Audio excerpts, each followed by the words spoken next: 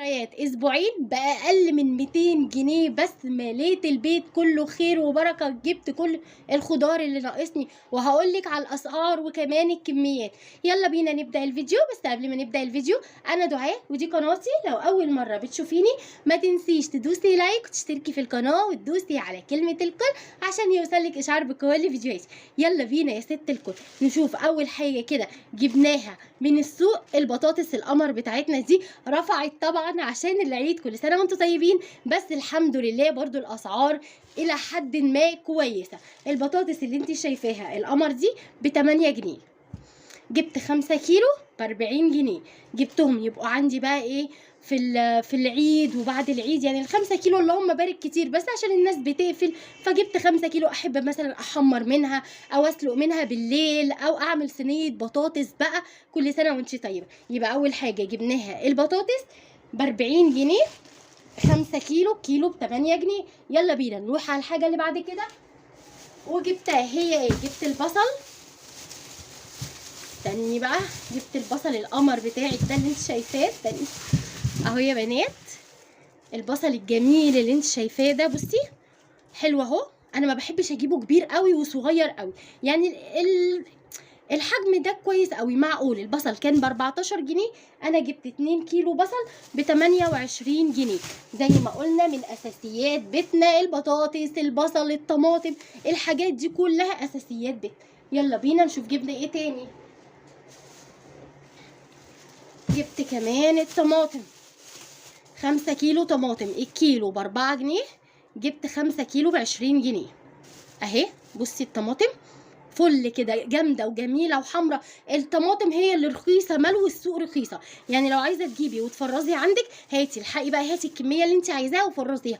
اعمليها كاتشب، اعمليها صلصه، اعملي خلطه المحشي وحطيها عندك في الفريزر، تطلعيها سهله على طول بدل ما تبتدي ان انت تضيعي يومك في عمايلها. يبقى جبت كمان الطماطم ب 20 جنيه. يلا بينا نشوف جبنا ايه تاني. الحاجات برضو الرخيصه في السوق، فلفل الالوان اهو يا بنات، فلفل الالوان القمر ده اهو. جبت كيلو من فلفل الالوان، الكيلو كان ب 15 جنيه. سعره برضو حلو مش وحش، سعره جميل بجد اللهم بارك. يلا بينا نشوف جبت ايه تاني. جبت كمان من الخضار، جبت الكوسه اهي زي ما انت شايفه. بصي الكوسه القمر دي عايزه بقى مثلا احشيها، عايزه اعملها باللحمه المفرومه. ده بصي كانت زي السكر. جبت كيلو واحد بس من الكوسه، كان عامل 14 جنيه. زي ما قلت لك الحاجه رفعت شويه عشان العيد. يبقى جبت كيلو كمان من الكوسه. وكمان الجزر القمر بتاعنا ده، الجزر ده كان الكيلو ب10 جنيه، انا جبت كيلو بس ب10 جنيه اهو. تعملي بقى سلطه، تبشريه وتعمليه على رز بسمتي زي ما تحبي. يلا بينا نشوف جبتي ايه تاني. جبت كمان الخيار اهو. الناس كلها عماله تقول الخيار غالي الخيار غالي، انا جايباه ب10 جنيه والله العظيم، جايباه ب10 جنيه.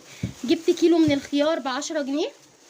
حاولي بس على قد ما تقدري تنزلي متاخر شويه، ما تنزليش بدري قوي. لما بتنزلي بدري الحاجه بتبقى غاليه، لكن لما بيبقى متاخر شويه الحاجه بتبقى رخيصه شويه. جبت ايه تاني.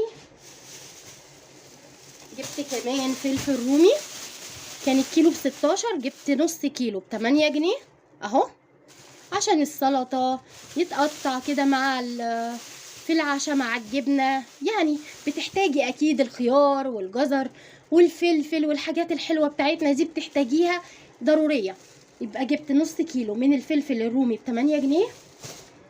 وكمان جبت الفلفل الحامي ده اهو، برضو جبت نص كيلو ب8 جنيه. كان نفس السعر، يعني كان ب16 جنيه. اكتبي لي في الكومنتات بقى الحاجه عندك نفس السعر ولا ارخص ولا اغلى ولا ايه. يلا بينا نشوف جبت ايه تاني. جبت كمان كيس باميه. انا عارفه طبعا ان الباميه نزلت في السوق، بس الباميه دلوقتي سالت عليها ب25 وب30 ولسه هتتقمع ولسه هتتعمل. انا كيس حلوه قوي يعني، بصي بيبقى 100 طبخه زي الفل. الكيس اللي انت شايفاه ده 400 جرام ب 14 جنيه.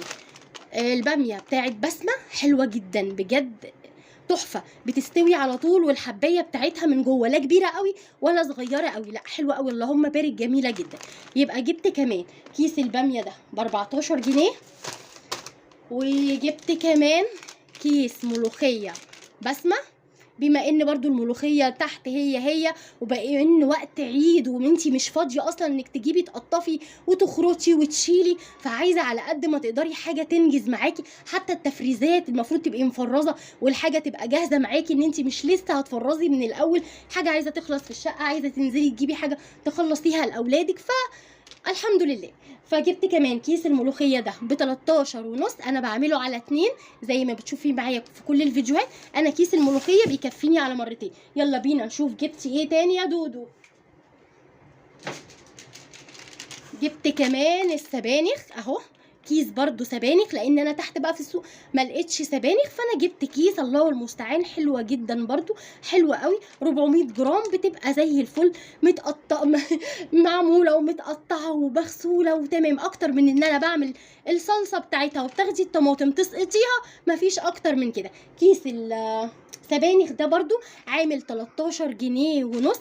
لو لسه ما خلصتيش حاجتك انزلي بسرعه بقى هاتي وخلصي بسرعه، لان الوقت بجد خلاص مفيش غير يوم ولا يومين خلاص كده، فالحقي على قد ما تقدري. ناقصك حاجه هاتيها بسرعه، عايزه تفرزي حاجه هاتيها، علشان بقى يوم الوقفه تبقي قاعده وفاضيه، مثلا مخلصه شقتك، مخلصه الحاجه اللي وراكي، قاعده كده ما يكونش ايه الوقت زي ما بيقولوا بنجري ورا بعض، فاهمه اللي هو ايه، ورايا ده ورايا ده ورايا ده، لا اخلص حاجتي كلها. وشوفي لو انت هتنزلي السوق انزلي بالليل على قد ما تقدري، ونقي من الحاجه، يعني هيبقى فيه سعرين بس ما تجيبيش الحاجه بايظه، مش بقولك انك هاتي الحاجه بايظه، لا هاتي الحاجه اللي هي تبقى رخيصه شويه بس السعر بتاعها حلو، وكمان تبقى حلوه. يعني الطماطم الجميله دي كانت ب4 جنيه، كان جنبيها طماطم بالظبط كانت ب6.5، وهي بصي الجمال، دي ناقصها ايه فيها ايه، ما فيهاش اي حاجه. انا اجيب ليه ام 6.5 لما دي ب4 جنيه؟ انا اولى بالفرق ولا ايه؟ وكمان البصل اهو بصي الاحجام بتاعته حلوه جدا، كان ب14، كان الراجل اللي جنبه بالظبط كاتب عليه 18 جنيه، يعني بصي 4 جنيه فرق. وتيجي تساليه تقول له اصل ده غير ده، اصل النوع ده غير ده، نوع ايه اللي غير ده؟ نوع ايه؟ انا مش فاهمه نوع ايه ده، خضار يعني نوع ايه؟ مشتريات اسبوعين 194 جنيه بالظبط، اقل من 200 جنيه مليتي البيت خير وبركه. مشتريات العيد، مشتريات اسبوعين، مشتريات السوق والخضار، بجد مليت، انا مش ناقص اي حاجه خالص في الخضار، ظبطت كل حاجه عندي الحمد لله اهو يا بنات زي ما انتي شايفه بالاسعار.